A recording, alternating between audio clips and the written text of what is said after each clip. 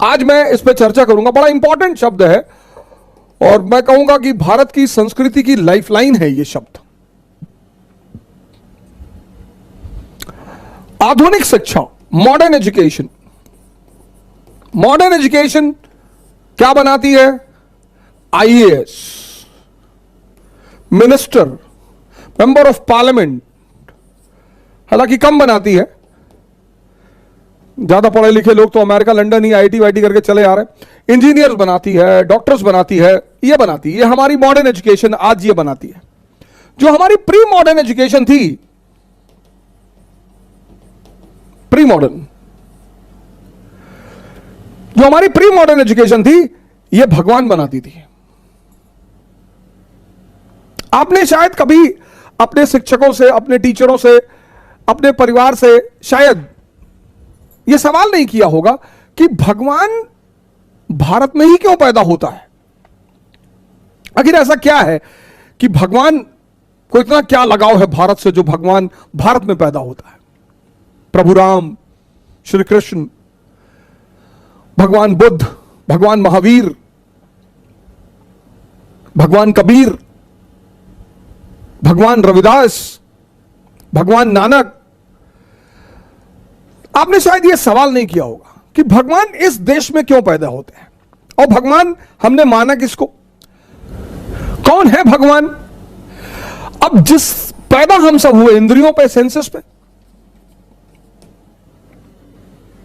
हमारा 20 साल तक सामना रहा सेंसस से, और 20 साल तक जिसके साथ रहेंगे ना सर, तो उससे मोह बढ़ जाएगा, अनुराग बढ़ जाएगा सर, उसको छोड़ना बहुत मुश्किल हो जाएगा सर।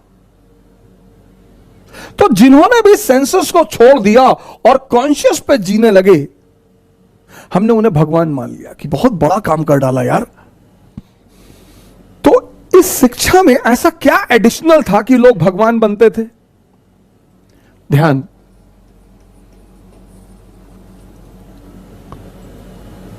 ध्यान। आज यहां मिसिंग है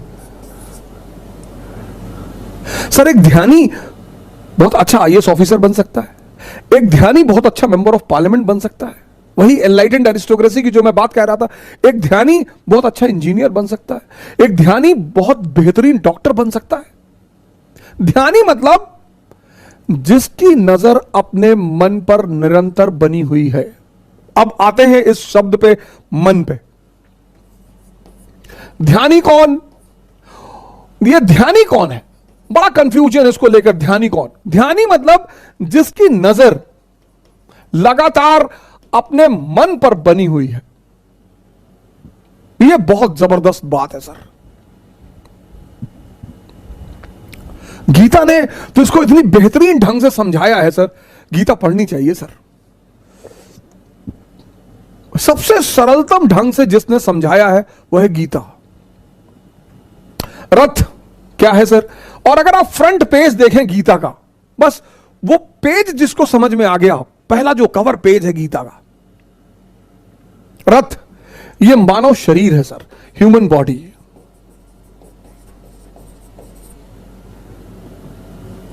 लगाम क्या है सर? सांसें, ब्रीदिंग। हॉर्सेस क्या है सर? इंद्रियां, सेंसेस। और घोड़े अगर बेलगाम हो जाएं तो जान ले ले सर, और गलत हाथ में लगाम ले ले तो गलत जगह पहुंचा दे। अर्जुन कौन है सर? ये आत्मा है सर, सोल। कृष्ण कौन है सर? ये ब्रह्म है, सुपर सोल। ब्राह्मण नहीं, ब्रह्म।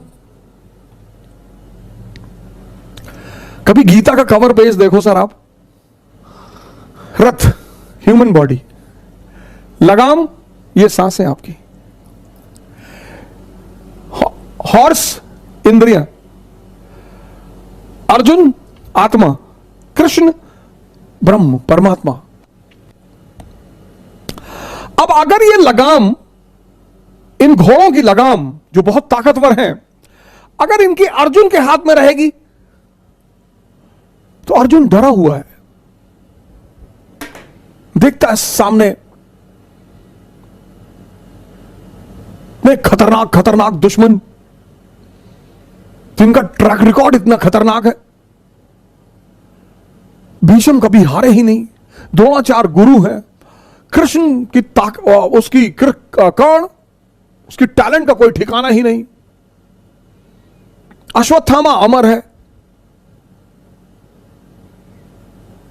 तो यह हमारा मन है जो जब भी किसी बड़ी चीज के सामने पड़ता है, सर इसमें तो थोड़ी सी फिगर छोटी है, ये देखिए बड़ी सारी फिगर्स है मेरे पास, ये तो मैं गीता, इससे अच्छा गिफ्ट मैं मानता नहीं किसी को दिया जा सकता है। तो आप देखिए जो गीता होती है तो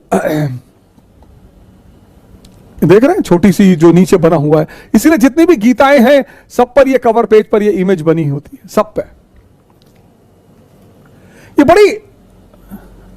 अब हम सब क्या हैं? अर्जुन है। अब अगर ये लगाम हमारे हाथों में है, सर भय होना स्वाभाविक है, फियर। इससे लोग आईएएस की तैयारी करने आते हैं तो कहते हैं सर 5-5 साल से लोग तैयारी कर रहे हैं। हम सब अर्जुन है सर, हमारा डरना स्वाभाविक है सर, हमारा घबराना स्वाभाविक है। तो ध्यान क्या है? ध्यान है इस लगाम को, ये जो लगाम है सर, इस लगाम को कृष्ण के हाथ में पहुंचाना, इस प्रक्रिया को कहते हैं ध्यान। और जब ये लगाम कृष्ण के हाथ में आ जाएगी, जो हमारी चेतना है, जिसके बल पर मैं देख रहा हूं, जिसके बल पर मैं बोल रहा हूं, जिसके बल पर मैं सुन रहा हूं, असीम है सर, इनफाइनाइट। इसलिए अर्जुन रथ के पीछे खड़ा है, संचालित कौन कर रहा है? वो पर ब्रह्म।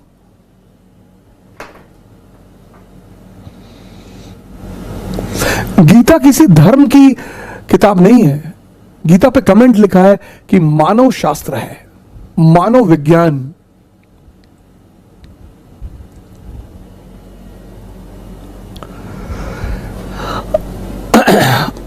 अब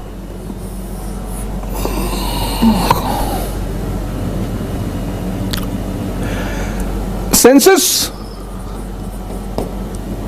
कौन है? गंधारी। मन कौन है? धृतराष्ट्र। और दोनों अंधे हैं सर। आप देखो फीचर दोनों का, एक ब्लाइंड है। क्या सर, क्या क्या पिक्टोरिकल फॉर्म में स्पिरिचुअलिज्म को मैनिफेस्ट किया गया।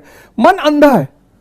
आप देखो, एक गलती जिस पर हम पश्चाताप करते हैं, कसम खाते हैं, ऐसी कई सारी चीजें हमारे जीवन में होती जिन पर हम कसम खाते हैं अब नहीं करेंगे,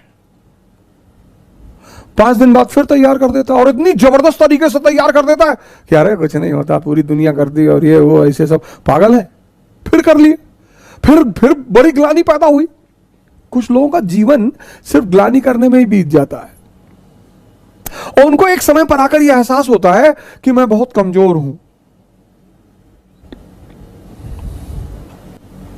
मन अंधा है सर। कैसे पता? ये एक ही गड्ढे में बार बार गिरता है। जिसकी आंखें होंगी वो एक बार जिस गड्ढे में गिर जाएगा वो दोबारा उस गड्ढे में कभी नहीं जाएगा, लेकिन ये अंधा है।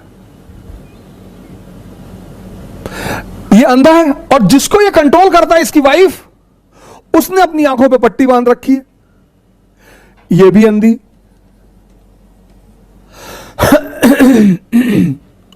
और इन दोनों अंधों के द्वारा जब जिंदगी चलती है, इसलिए आप देखो जितनी चीजें मन और इंद्रियों से जुड़ी हुई हैं, उनको करने के लिए कोई मोटिवेशन नहीं चाहिए। खाने के लिए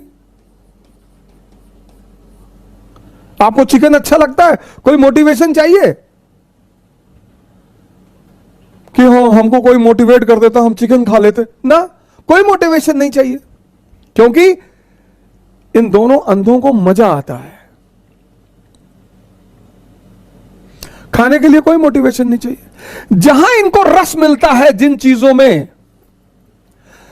दूसरी चीज है कॉन्शियस, चेतना।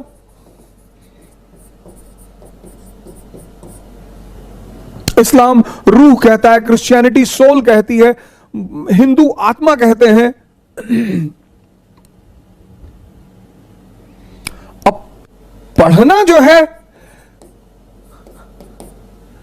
इसका संबंध किसी इंद्रिय से नहीं है। पढ़ाई का संबंध किसी इंद्रिय से नहीं है। इसलिए पढ़ाई के लिए क्या चाहिए? मोटिवेशन। गौर करिएगा जो बात मैं आपसे कह रहा हूं। जितनी चीजें इंद्रिय से जुड़ी हुई हैं, और इंद्रिय के बाद मन, जितनी चीजें इंद्रियों से जुड़ी हुई हैं, वहां मोटिवेशन नहीं चाहिए। गर्लफ्रेंड के साथ पार्क में बैठने पर मोटिवेशन नहीं चाहिए। बॉयफ्रेंड के साथ पार्क में बैठने पर मोटिवेशन नहीं चाहिए ही नहीं। 10-10 घंटा 20-20 घंटा बैठे ही हैं। शायरी लिख दी, सूरज से दुआ मांगते हैं कि सूरज आज मत डूबना, काश ये दिन खत्म ही ना हो। लेकिन ध्यान करने के लिए मोटिवेशन चाहिए, क्योंकि इसका संबंध इन चीज, गौर करिए इस बात को, आप इस पर गौर करिए। जिन चीजों का संबंध इंद्रियों से है और मन से, खासकर इंद्रियों से, उसमें मोटिवेशन की जरूरत नहीं है। और जो चीजें इंद्रियों से जुड़ी नहीं हुई हैं, उनमें मोटिवेशन की जरूरत है। अब जीवन में जो शक्ति मिलेगी वो इससे मिलेगी, पावर मिलेगी वो इससे मिलेगी, अचीवमेंट मिलेगी वो इससे मिलेगी। अब अचीवमेंट इससे तो मिलेगी नहीं, इसके सहारे अगर आप चले तो आप गए। पावर इससे मिलेगी, अचीवमेंट इससे मिलेगी, लेकिन यहां मन को रस ही नहीं मिलता। अब इस प्रक्रिया को,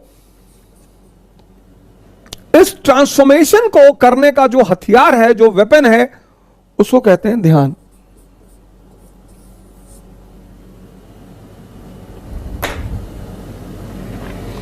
जो ट्रांसफॉर्मेशन है ना सर,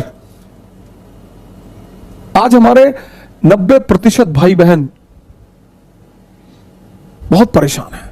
यंगस्टर्स पढ़ना चाहते हैं सर। बहुत बच्चों से मैं मिलता हूं, बेचारे कहते हैं कि सर हमारे पिताजी बहुत मुश्किल से हमको पैसा दे रहे हैं। ऐसा नहीं है कि सारे लड़के, सारे लड़कियां जो है वो मां बाप का पैसा उड़, नहीं सर, 0.1% सर। इस अपने आप का ये परिवर्तन, ये ध्यान के द्वारा होता है सर।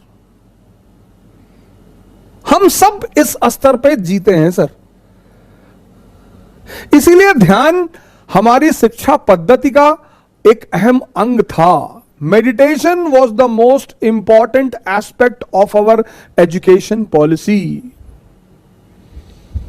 सर आपका लड़का, उसका दिमाग, उसका मन, अब लोग जो बहुत समृद्ध लोग हैं वो थोड़ा सा साइकोलॉजिकल काउंसलिंग कराते हैं कि हमारे बच्चे का पढ़ाई में मन नहीं लग रहा। क्या काउंसलिंग करेगा वो? ध्यान कराओ। आज हमने हर चीज को आय बना ली है, इनकम, कैपिटलिज्म चल रहा है ना सर। इस ट्रांसफॉर्मेशन, इसको हम जानते ही नहीं, इसका हमारा कोई, हमें खबर ही नहीं। यह हमारे लिए एक नया वेंचर है, इससे हम परिचित हैं सर। हमारे पहला जीवन का परिचय ही इंद्रियों से होता है। अगर आप इंद्रियों पे जी रहे हैं और आपका खाने में रुचि है, पीने में रुचि है, स्त्री में रुचि है, पुरुष में रुचि है, वो कोई बुरी बात ही नहीं है। वो तो सर आप इस स्तर पे जी रहे हैं इसलिए है। समझिएगा इस बात पे, वो तो आप इस स्तर पे जी रहे हैं इसलिए है सर, और ये ताकत है सर। इसीलिए उस घोड़े की लगाम इसके हाथ से निकालकर, इस अंधे के हाथ से निकालकर इस आंख वाले के हाथ में देने के ध्यान कहते हैं।